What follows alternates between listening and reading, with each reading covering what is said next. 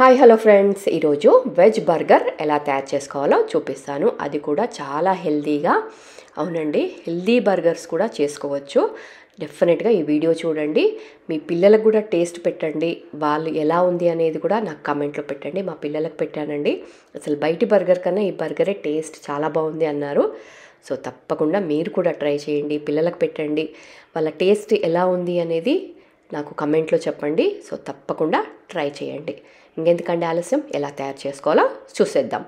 దీనికి ఫస్ట్ ఏమేమి కావాలో చూపిస్తాను. ఫస్ట్ ఇక్కడ నేను ఆలుగడ్డ, ఇవన్నీ బాయిల్ చేసి పెట్టుకున్నవి. ఒక ఆలుగడ్డ బాయిల్ చేసుకున్నాను. అలాగే బఠానీలు కూడా బాయిల్ చేసి పెట్టుకున్నాను. ఇందులో ఏమి ఉప్పు వేయలేదండి, జస్ట్ ప్లెయిన్గా అలా బాయిల్ చేసి పెట్టుకున్నాను. ఇవి శనగలు, మెయిన్ ఇంగ్రీడియంట్ అండి శనగలు. మనకి నల్ల శనగలు దొరుకుతాయి కదా, అవి వేసుకున్నాను. కాబూలి శనగలు కాదు, ఇవైతే ఇంకా మంచిదండి హెల్త్కు. కాబట్టి ఈ శనగలు వేశాను. ఇవి రాత్రంతా నానబెట్టి మార్నింగ్ ఉడకబెట్టి పెట్టుకుంటే సరిపోతుంది. దీంట్లో కొద్దిగా ఉప్పు వేశాను. ఇవన్నీ పెట్టుకున్నాను. ఇవన్నీ ఇలా ఉడకబెట్టుకుంటే మనకి తొందరగా అయిపోతుంది. ఈవినింగ్ స్నాక్గా అయినా పిల్లలకి ఎలా అయినా మీరు సర్వ్ చేయొచ్చు. సో ఇవన్నీ ఉడకబెట్టుకుంటాం కాబట్టి తొందరగా అయిపోతుంది. ఇవన్నీ ఒకదాని తర్వాత వేసుకొని స్మాష్ చేసుకుందాము. ఫస్ట్ ఒకదాని తర్వాత వేసుకుంటే మనకు స్మాష్ చేసుకోవడానికి ఈజీగా ఉంటుంది. మీ దగ్గర స్మాషర్ ఉంటే దాంతో అయినా స్మాష్ చేసుకోండి, లేదంటే ఇలా చేత్తో అయినా స్మాష్ చేసుకోండి.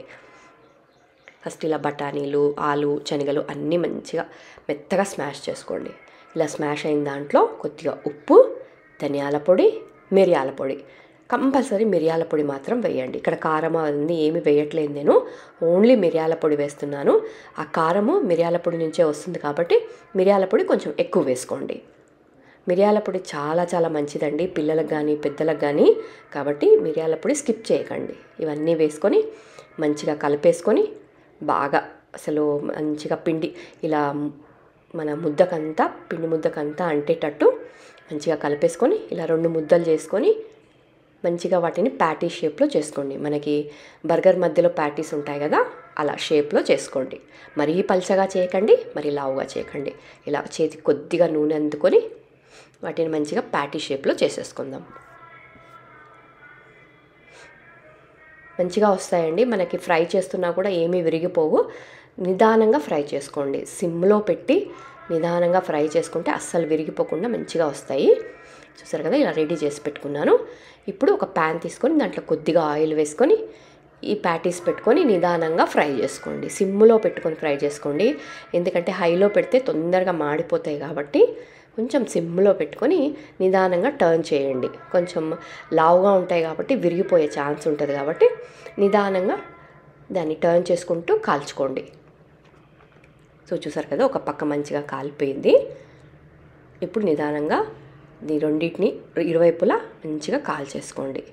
చూసారు కదా, ఈజీగా వచ్చేస్తాయండి, ఏం విరిగిపోవు. కాకపోతే నిదానంగా తీసుకోండి. సో ఇట్లా 2 వైపులా మంచిగా కాల్చేసుకొని 2 కాలిన తర్వాత ఇక స్టవ్ బంద్ చేసి పక్కన పెట్టుకుందాము. చూసారు కదా, మాకు మంచిగా కాలిపోయింది. ఇప్పుడు స్టవ్ బంద్ చేసినాను. స్టవ్ బంద్ చేసేసి ఇంక ఇప్పుడు అదే కడాయిలో కొద్దిగా బటర్ వేసుకొని బర్గర్స్ని మంచిగా ఫ్రై చేసుకుందాము. చూసారు కదా, బటర్ మెల్ట్ అయిపోయిన తర్వాత బర్గర్ని ఇలా కరెక్ట్ హాఫ్గా కట్ చేసుకోండి. హాఫ్గా కట్ చేసుకొని లోపల వైపు కాల్చేసుకోండి. బయట వైపు ఏం అవసరం లేదండి, జస్ట్ లోపల వైపు మంచిగా కాలితే సరిపోతుంది. సో చూసారు కదా, ఇలా మంచిగా కాలిన తర్వాత నేను స్టవ్ బంద్ చేశాను. ఇక స్టవ్ బంద్ చేసేసి మనం రెడీ చేసేసుకుందాం. మనకు అన్నీ రెడీ అయిపోయాయి కదా, ఇప్పుడు మనం బర్గర్స్ని రెడీ చేసుకుందాము. ఫస్ట్ మనం కింద సైడ్ ఉన్న బర్గర్ని తీసుకొని దాంట్లో కొద్దిగా మయోనీస్, అలాగే కొద్దిగా టమాటో కెచప్, ఈ 2 వేస్తే మనకి బర్గర్ సాస్ రెడీ అయిపోతుంది. మళ్ళీ మనం సపరేట్గా బర్గర్ సాస్ తెచ్చుకోవాల్సిన అవసరం లేదు. ఈ 2 ఇలా మిక్స్ చేసి కలిపేసామంటే మనకి బర్గర్ సాస్ రెడీ అయిపోయినట్టే. కొంచెం ఇంకా ఎక్కువ ఇష్టపడే వాళ్ళు కొద్దిగా ఎక్కువ కూడా వేసుకోవచ్చు. కొంతమందికి మయోనీస్, టమాటా కెచప్ ఎక్కువగా వేసుకుంటే ఇష్టము. అలాంటి వాళ్ళు కొద్దిగా ఎక్కువ వేసుకున్నా పర్వాలేదు. సో దాని మీద ఇలా కొంచెం ఆనియన్, టమాటో, ఇష్టం ఉంటే కుకుంబరు, లెట్యూస్, ఇలా ఏవైనా పెట్టుకోండి.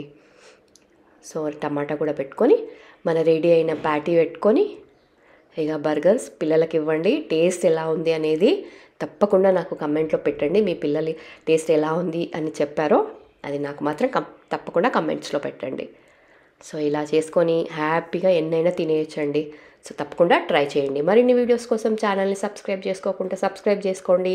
ఇలాంటి మంచి మంచి రెసిపీస్ అస్సలు మిస్ కాకండి. టేస్టీగా ఉంటాయి, హెల్తీగా ఉంటాయి కాబట్టి తప్పకుండా మన ఛానల్ని ఫాలో అవ్వండి.